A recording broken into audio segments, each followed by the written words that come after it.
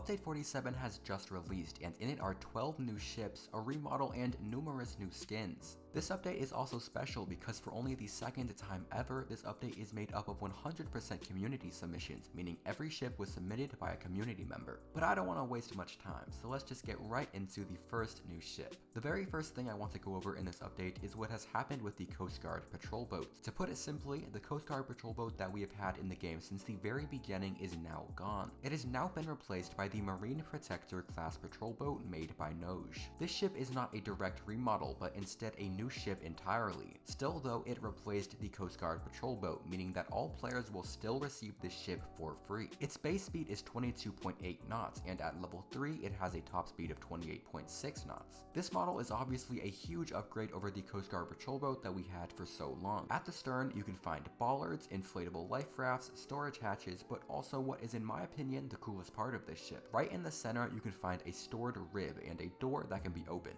By standing right here, you can press the prepare cutter button. Doing this will open the stern door and lower the rib into the water. From here, the rib can be used. The rib itself has a top speed of 22.2 knots. But once the rib is in the water, you can either press hide cutter to close the door or connect cutter to connect the rib and stow it, so long as the rib is in the proper position to be connected. Moving forward to the bow, you're able to see bollards, the anchor, and 2 mounted guns. Of course, there is still the superstructure and the bridge. To enter the bridge, you must first go up these stairs at the back. The bridge has a main console at the front with 3 seats including the helm. There's also a charting area on the left of the bridge, and on the right side there's a stairwell leading down to the deck below. However, you're not able to enter it. On top of the superstructure, you of course have your radar equipment and your mast. This ship does also have one skin named P45 and makes changes similar to those of the Armidale skin for the Coast Guard patrol boat prior to the remodel. This skin changes the hull and superstructure to dark gray and makes some other minor color changes, like making the nameplates blue, the rib white, and changing all of the other deck equipment to be dark gray as well. This ship is just a massive improvement to one of the 2 free ships that you receive in DSS3 and is welcomed easily with open arms. There is also another ship connected in a way to the Marine Protector-class patrol boat. If you remember, before the update, the Coast Guard patrol boat had one skin named Armidale. That skin has now become its own ship and has been completely remodeled by Affixliated. In addition, if you were someone who owned the Armidale skin for the Coast Guard patrol boat, then you have received this ship for completely free, as well as received an exclusive legacy skin for the Armidale-class patrol boat, which is the ship before it received the remodel. If you did not own this skin before the remodel, then you will not own it now, and there is no way you will ever be able to. This is something we've never seen before, but I do think it's a pretty cool way to let the old owners keep a piece of DSS3 history. For people who did not own the skin though, the ship can be purchased for 200,000 credits. It has a base speed of 20 knots and a level 3 speed of 25.1 knots. This ship is similar to the old Coast Guard patrol boat obviously, since it is technically a remodel despite being a new ship. So in general, it looks relatively the same structurally, but is just way more detailed now and looks a lot better. There are 3 big notable improvements I would like to go over though, the first one being at the stern. This ship now has 2 deployables, those being the Pacific 24 fast rescue craft. And this is probably my favorite deployable in the game for reasons like its animated throttle and steering wheel, as well as toggleable seats. The next big improvement is that this ship now actually has a functioning gun. It has a very quick fire rate, however does an insanely low damage to ships. I'm talking less than 1% damage per shot to a tier 1 ship.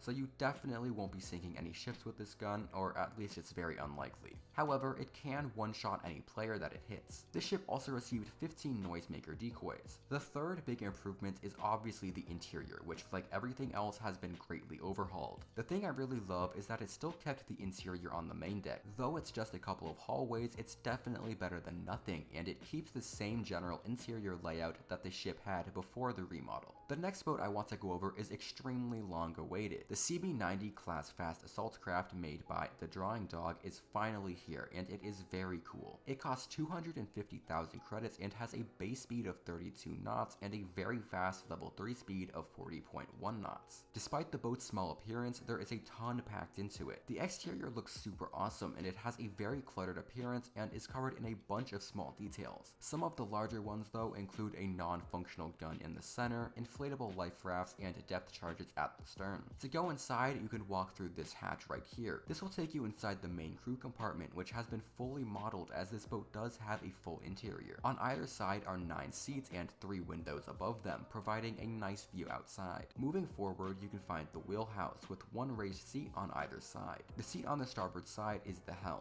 In general, this is just such a cool layout for the helm area, and it was of course modeled amazingly. The seat on the port side also has a couple of Easter eggs, those being nautical charts from the DSS-3 Nautical Charging Agency group. Moving forward, there is again one more small room. This is where the ramp can be found that allows for troops to be easily deployed. And this ramp can be opened, which is quite cool. There's also a couple more Easter eggs on either side of the room, referencing some different things. The base skin for the CB90 does have a bit of weaponry, that being 16 depth charges. Now, as of the time I am making this video, I do believe there is a bug where the depth charges appear as the RBU 6000s that the Skipjack-class frigate has. Obviously, these are just regular depth charges on this boat and are deployed normally. There is also one skin for this boat, which most notably adds the 120mm Advanced Mortar System, or AMOS. This twin-barreled turret is quite big given the size of the boat itself. This turret does pack a punch, and on screen now you can see a few of the PvP stats that I have gathered. This skin does also make large interior changes, completely switching out the crew compartment for the bottom half of the turret as well as ammo storage and various other small changes. All of the Easter eggs have also been removed on this skin.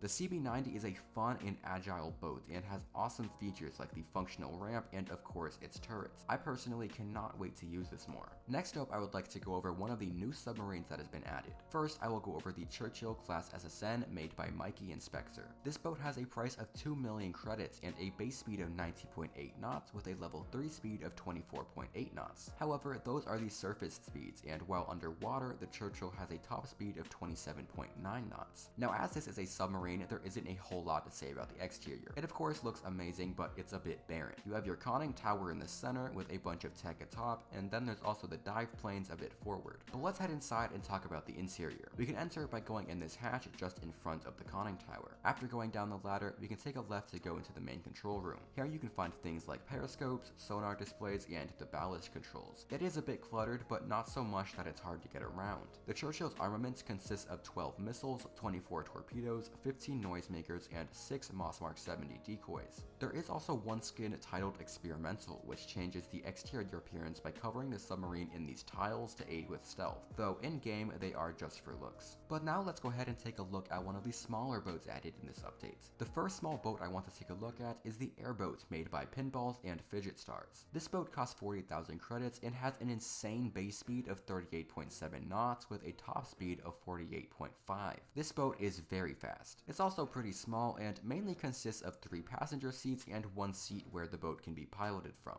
Located forward are 2 headlights, and aft there is of course the engine and propeller, which has 3 animated rudders as well. This is a really fun boat to zip around in, and I think we can all get a lot of enjoyment out of using it. Next, let's talk about the Nini Anker, the only sailboat added in this update. This boat was made by Aerozine 50 and has a price of 50,000 credits. It has a base speed of 19.5 knots and a level 3 speed of 24.4 knots. The Nini Anker is a stunning 12-meter wooden racing yacht. It is a beautiful boat in every aspect. The huge wheel is located aft, and you can even see that it cuts down into the deck. A bit in front of that, you have the entrance into the cabin, and near the center of the boat, you can of course find the tall mast for the sails. Throughout the boat's deck, there are many bollards and other various pieces of equipment for the rigging, which looks absolutely stunning. The sails also look great, sporting unique red stripes throughout. This is an amazing boat, and I don't think it would be too crazy to say that it's the most beautiful one added in this update. Next, we have the Kuchiku-Tei Type 4, one of the most unique boats added in this update. This boat was made by Noj and has a price of 100,000 credits. It has a base speed of 32 knots and a level 3 speed of 40.1 knots. Located forward, you have the anchor, bollards, and a small mast with a nav light, but just behind it you have a Type 4 47mm naval cannon. In addition, there is a 20mm cannon near the aft. The front gun can fire, however it is unable to damage ships and instead can only damage players. In between both of these guns is the wheelhouse, which is actually lowered down into the deck a little bit. Here you can find some basic things like the wheel and throttle. Moving to the stern, here you can find what really makes this boat so unique. Here are 2 propellers with the same engines that were found on the Ki-27 Japanese fighters, turning this boat into an airboat of sorts. However, it does still have one conventional propeller underwater. It is an extremely unique configuration and is one I had never seen before until until this model. Looking at the very back, there are also depth charges. In total, this boat has 16. There is also a Sea Trial skin, which removes all of the weaponry on the ship and changes the anti-fouling to be red instead of green. This boat is far from ordinary, however, that can be said for a lot of boats in this update, including the next one. The WSS-10 hydrofoil was made by BlopBlip93 and costs 50,000 credits. It has a base speed of 20 knots and a level 3 speed of 25.1 knots. This boat is very skinny and has quite a unique appearance. Of course, it is a hydrofoil, meaning that as your speed increases, it will lift out of the water. This hydrofoil is just made to cruise around in and is really great for that. The seating area is extremely cozy with wood walls and flooring and bright red seats. It is very pretty and I love it a lot. The forward seat is where you can pilot the boat from, and then there are 4 seats behind it for all of your friends. There's even a small table with a picture of the DSS-3 map and a box of crayons. Before this update, hydrofoils were a type of boat that we really did not have very many of, so it's amazing to see more be added into the game. And there's even another one that was added in this update, and I'll go over it soon. But before that, let's go ahead and take a look at another big ship in this update. And that is the Fast Crew Supplier 5009 made by Fidget Stars. This ship costs 250,000 credits and has a base speed of 20 knots and a level 3 speed of 25.1. This ship has a pretty unique appearance, having a large open deck that spans for more than half of the ship's length, and then the raised hull forward. There is a lot to unpack with this ship, so let's just go ahead and start with the exterior. The long open deck is made out of wood paneling. Some clutter such as barrels can also be found near the middle, with there also being a yellow crane on the port side. Pipes, bollards, and life rings can also be found throughout. At the front of the deck are 2 doors leading inside, which I will show in just a bit, but there are also stairs which take you to the deck above.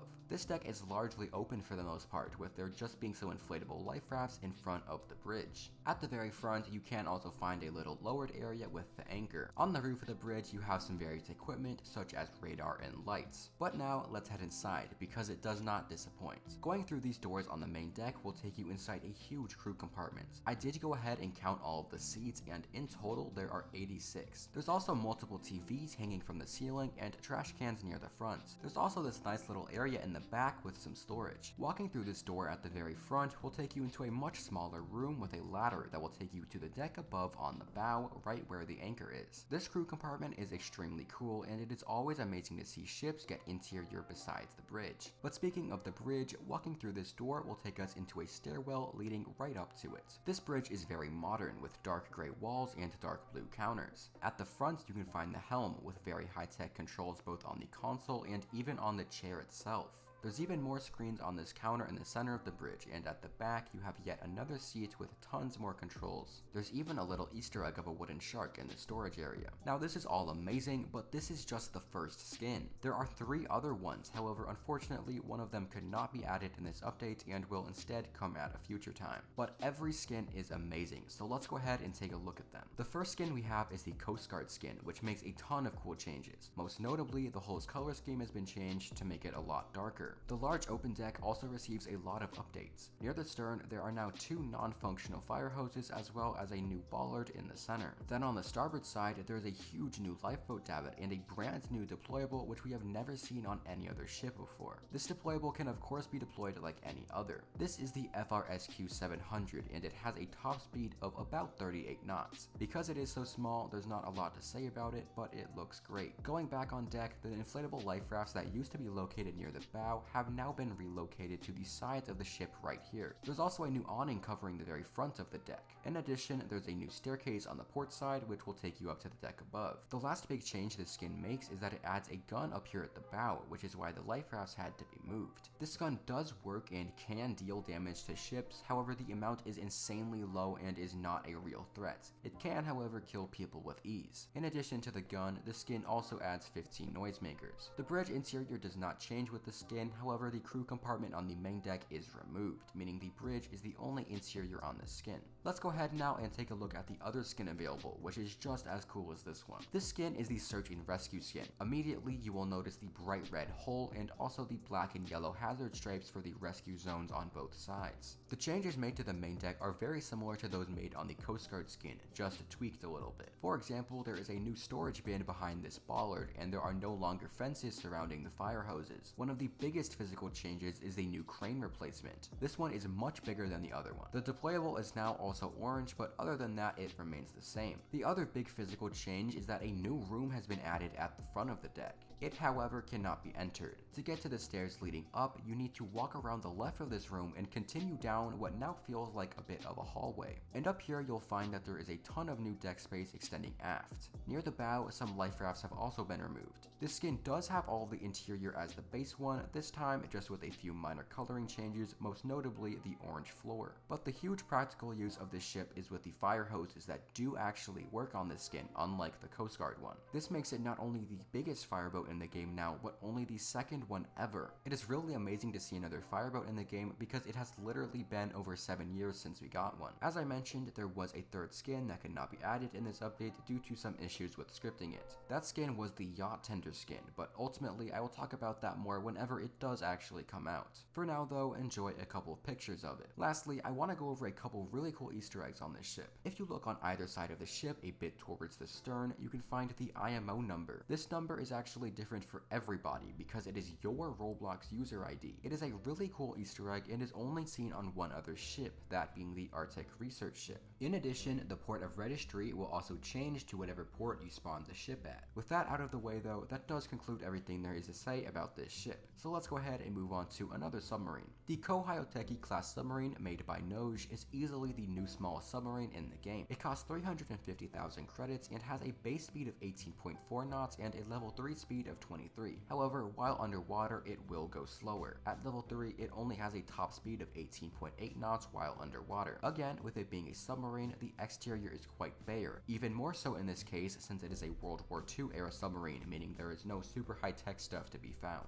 As to be expected, the interior is quite compact. There's a periscope in the center and the helm a bit in front of it. There's some various gauges all throughout and piping going across the walls everywhere. There's a ladder in front of the periscope and here you can find the teleport prompt to exit. It's been a while since we got one of those, but since the submarine is so small, it was really the only way to even make entering or exiting it possible. This sub does have an armament, but it consists entirely of 2 torpedoes. It does also have 15 noisemakers. This sub does have 2 skins that each change the exterior in some ways. I'll leave them all on screen now as it's the easiest way for me to showcase them, though keep in mind that the skin on the far right was not added. That one is the special attack variant. Each skin is a different type of the submarine. The most obvious changes they make are with the caging around the torpedoes and the propeller. Both skins do also add rigging, and the most niche change that is made is in the interior. In each of the 3 different versions, this little circle in the ground is rotated at a different angle, but that pretty much sums up everything about this little submarine. The last new ship I want to talk about is also one of the coolest, that being the Antares-class hydrofoil made by Blip93. This ship costs 3.5 million credits, making it the most expensive vessel added in this update by quite a long shot. It has an absolutely insane base speed of 39.6 knots and a level 3 speed of 49.6. This is an extremely unique ship, of course stemming from the fact that it is a hydrofoil, so the faster you go, the further out of the water you will be lifted. At the bow you can find the 76mm cannon, and at the stern you can find 2 torpedo tubes and an AK-630 Sea-Wiz system, which has a 50% success rate for shooting down missiles. Something to note though is that the ship itself does not have any missiles or chaff. The only countermeasures this ship has is 15 noisemakers. On this deck above, you can find inflatable life rafts and the funnels. A bit forward, you have the mast with all the radar equipment and a non-functional lifeboat on the starboard side. To enter this ship, you go inside of one of these doors on either side of the ship. This will take you inside a cool, cluttered hallway that goes through the entire superstructure. In the middle, though, there is a ladder which takes you up into the bridge. This bridge is awesome, with one big console at the front with tons of different buttons and switches. There are 3 other seats as well. The back wall is covered in a bunch of these different boxes housing various things. On the left you can find a Gromit mug, a reference to the TV show Wallace and Gromit. There's also a built-in Easter egg here which I will talk about in just a moment. This ship does have 2 skins, PSKR 110 and 115. PSKR 110 is the Russian border guard skin, which makes the hull blue and the superstructure along with multiple other parts white. PSKR 115 is the Ukrainian Sea Guard variant, which makes the hull gray and pretty much everything else white. Both skins do have the liveries for their respective countries. These skins only change the appearance though. The only other small thing that they change is in the Gromit mug that I talked about previously. On the base skin, the mug is filled with chocolate milk. On the Ukrainian Sea Guard skin, it is normal milk, and on the Russian Border Guard skin, it is orange juice. Here you can go ahead and see the PvP stats for the different weapons on this ship. The last vessel added in this update is the Dreadnought-class SSN made by Mikey Inspector. It costs 1.5 million credits and has a base speed of 15.8 knots with a level 3 speed of 19.9 knots. However, underwater, this top speed is greatly increased to 27.9 knots. The exterior has relatively the same thing seen on the other submarines added in this update. A conning tower in the center and bow dive planes like seen on the Churchill from earlier. The entrance is here, right in front of the conning tower. Inside, it is decently spacious. In the middle, you have your periscopes, and all around everywhere you can see you have tons of different equipment and tech. The Dreadnought has 24 torpedoes, 15 noisemakers, and 10 Mark 70 Moss decoys. But with the Dreadnought overview done, that does mean I've gone over every new vessel introduced in this update. There are, however, still multiple things that I need to go over, including the remodel of the Skipjack-class SSN. Since the Skipjack has just been remodeled, all stats remained the same. It was made by Mikey Inspector for the first time and this time around, and it is included in the Submarines Pack Game Pass. It is also the fastest submarine in the game, with a level 3 top speed of 32.8 knots while submerged. It has 24 torpedoes and 15 noisemakers. The exterior of the Sturgeon of course looks relatively the same, just more polished and detailed. The interior though is much different. To enter, you'd use this teleport prompt near the stern. You are then brought into this very long hallway covered in pipes, vents, and valves. Walking through it, you will eventually reach a whole new room on the right with counters on all of the walls and a chair to sit in. The main control room is very cluttered, with there being huge consoles everywhere. You've got your periscopes in the middle and your helm in the front left. There's also this little area in the front right, which is pretty nice because it's really the only area that isn't super cluttered. In the middle at the very front, there's also a ladder, though you can't go up it. This remodel is super cool and the interior is truly spectacular. Next, I want to go over the 3 skins that the Shamrock V has received. The first skin, 1930, adds a small cabin with a seating area inside, as well as some other things like navigation lights and a skylight. The charter skin makes many considerable changes. First, when the sails are not being used, part of it is configured in a way that covers the majority of the main deck. The cabin from the prior skin is also here, but this time it is opened and there's a new outdoor part for seating. There's also 2 other additional seating areas, one of them at the stern and one in between the 2 new skylights. There is also a ton of new deck equipment such as ventilators, engine telegraphs, and other various things related to rigging. Much of the deck equipment is now this bronze color too. Replacing the small wood boat deployable is this modern rib at the bow, which can be deployed. This is a brand new rib model that we have not seen before, and it really looks quite nice. It has a top speed of around 38 knots. In addition, the skin adds 2 propellers to the boat, allowing it to get to 9.7 knots under its own power. The last skin is the racing skin. This skin has many of the aspects from the prior one, however it gets rid of the 2 extra seating areas. The sails are also the super sleek black ones. And if you hit the wind just right, a big white sail with a shamrock on it will open. Overall, these skins are a great addition and add a lot more variety to this boat.